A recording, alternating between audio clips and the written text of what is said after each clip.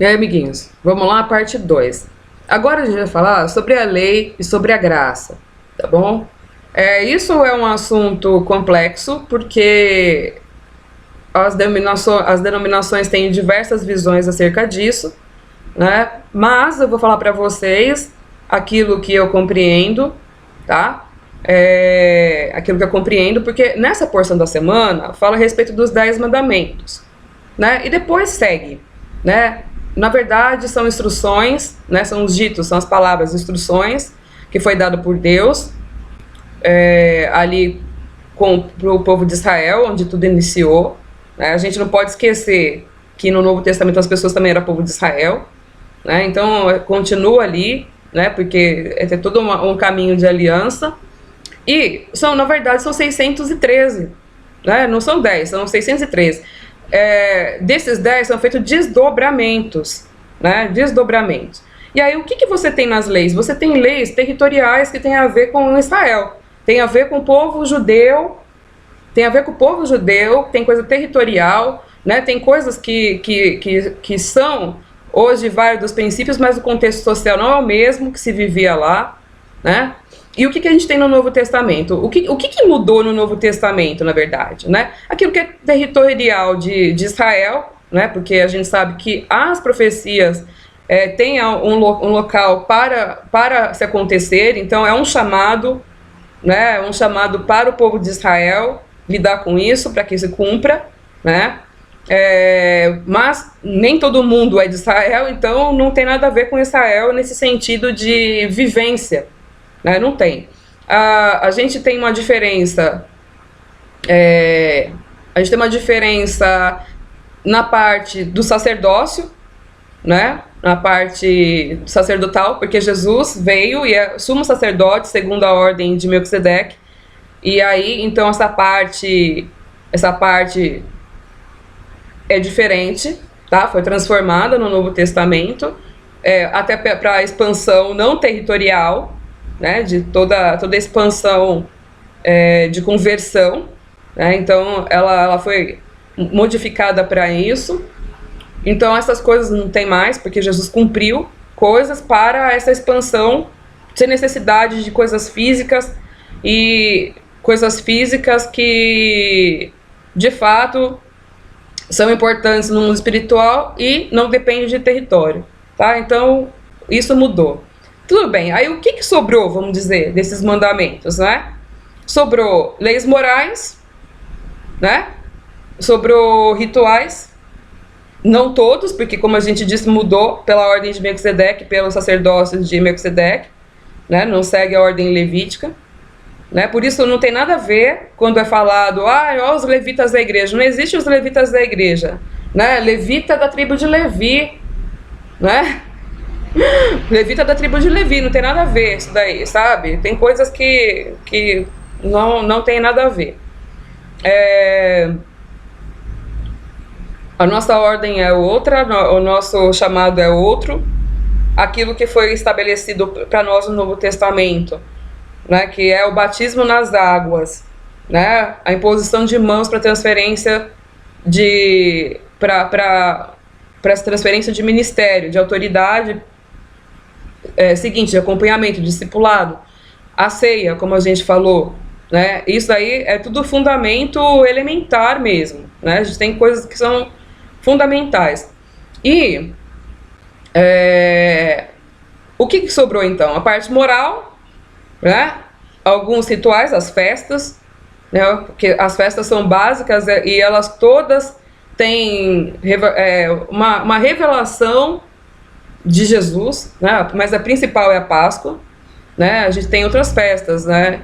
Festas de tabernáculos, né? Festa de Pentecostes, são festas bíblicas que falam, né, a respeito de coisas que vão ainda acontecer, né? Acontece e vão acontecer. Pentecostes é a descida do Espírito Santo para nós, né? Quando o Espírito foi numa festa de Pentecostes, que no cenáculo o Espírito de Deus veio sobre todos, né, que estavam ali. E o tabernáculo é o final é o fechamento, é a habitação do Espírito em nós, né? É aquela finalização de quando nós vamos viver de fato no reino né, depois da volta de Jesus. Então tudo isso tem sentido para nós, né? Fala sobre alimentação, né, as leis alimentares, daquilo que é puro, do que não é impuro, porque Deus fala sobre o que é puro e não é impuro para comer, preservando a nossa própria saúde, né?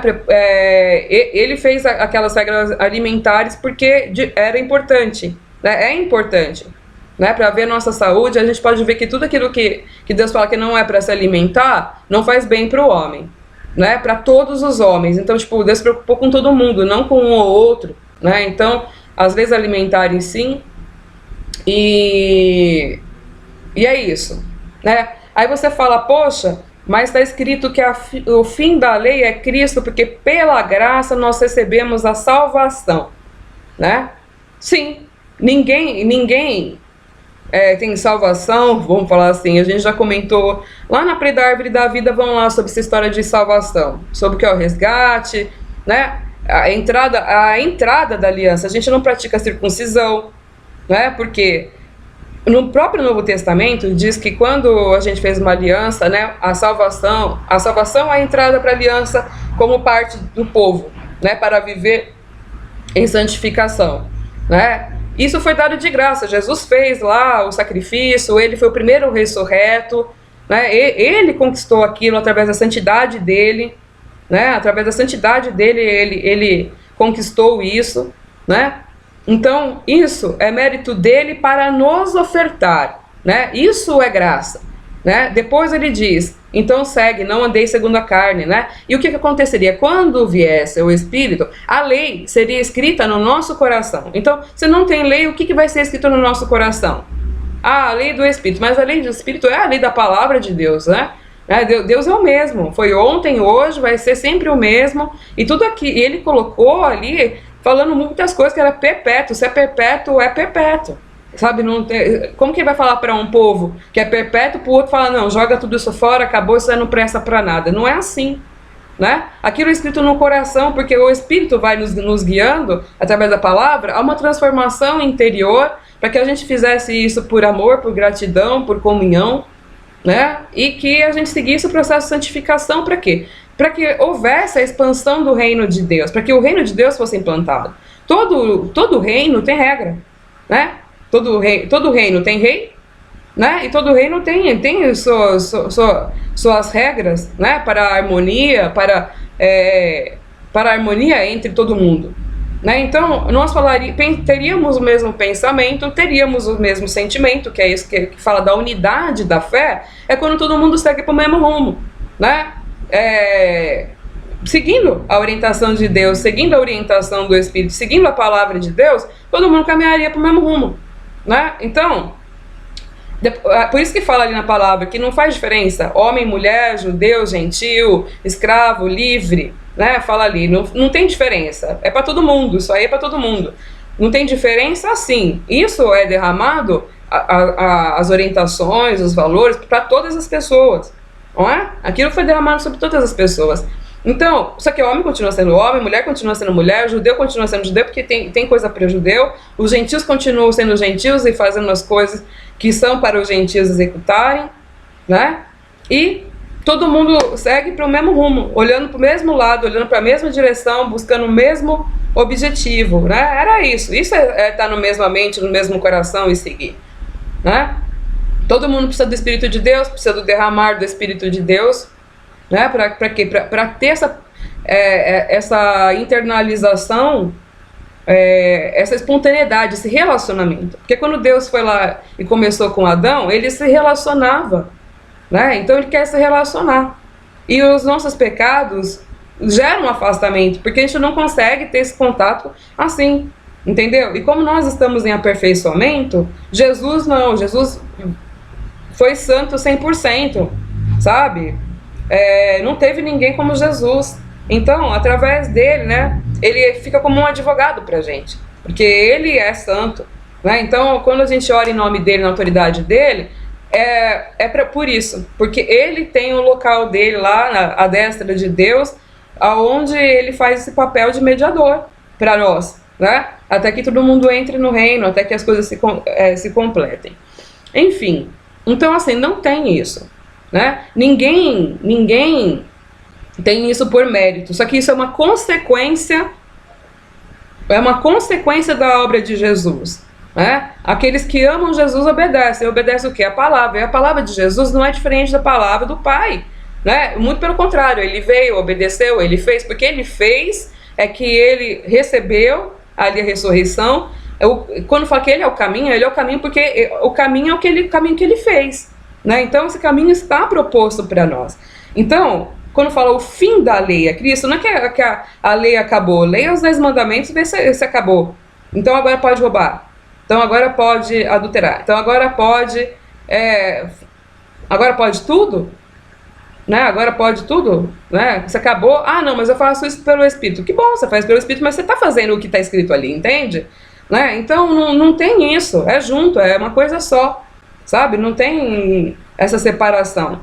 Ninguém tem um mérito, entende? A gente não faz isso para, como que fala? É por gratidão e porque a Bíblia também diz, né, que a gente chega à estatura do varão perfeito, né? Significa santificação, a estatura do varão perfeito. O varão perfeito é Jesus, né? Então que era para a gente seguir o processo de santificação também, né, para que alcancemos as mesmas coisas. Então, quer dizer, se eu pegar isso e falar que não, então eu dou margem para eu viver de qualquer jeito e achar que está tudo bem, entendeu? A gente sabe que as pessoas têm, como a gente já falou, o ladrão morreu do lado de Jesus e foi para o paraíso, mas a gente não está buscando só uma dimensão do reino, a gente está buscando a plenitude do reino de Deus, né?